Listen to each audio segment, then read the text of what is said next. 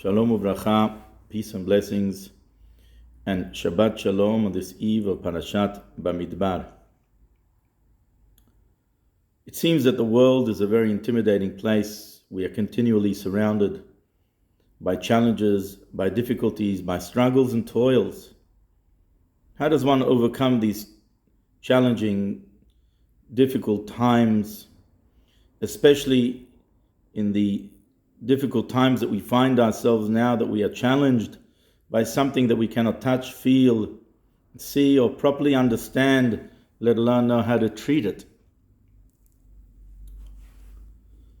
I think the answer to this lies in a very interesting saying in the Gemara. There are many verses that refer to God as the place. We refer to God as the place. May the place comfort you. And the Gemara says, why is God called the place? Because hu mekomo shel olam ve'en olam mekomo. For he is the place of the world, and the world is not his place. Meaning to say that it's not that there exists a world and God comes into this world, so to speak, to assist us, but rather the whole world exists in God's consciousness, in God's place, in God's space. And when we have and develop that attitude, we understand that we exist in God's place. We are entering God's world continuously. And that no matter what challenges that we are challenged by, God continually surrounds us, for we are in His space, in His world, in His consciousness.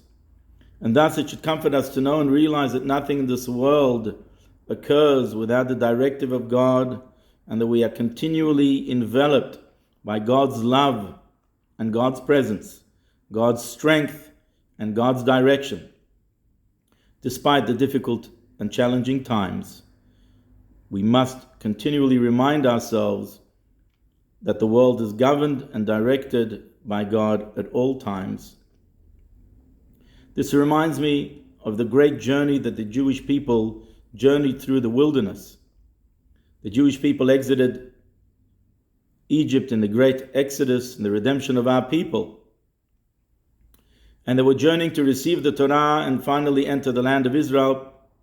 But their wanderings took them for 40 years. Why is it that the Torah was given in a desolate desert? Why is it that the Jewish people were destined to journey through a desolate and empty and void and harsh desert for 40 years, if they weren't destined to enter the land of Israel for whatever reason, to strengthen themselves, to mature spiritually, to rectify their sins, whatever the case may be? Why is it that they weren't permitted to enter a surrounding country and wait their time? The answer is because God wanted to mold the faith of a nation, of a new-born nation. The desert is a wilderness, a place devoid of any opportunity to earn a livelihood, any opportunity to grow and develop things. The Jewish people were surrounded by harsh mountains, by endless sea of sand and emptiness, and by enemies as well. Yet the Almighty sustained them during these years. He brought forth water, He brought manna from heaven, He fed them, He gave them the Torah, the greatest gift of all time. Where did this take place? In a harsh, a desolate, and difficult environment that seemed to completely overwhelm them and intimidate them.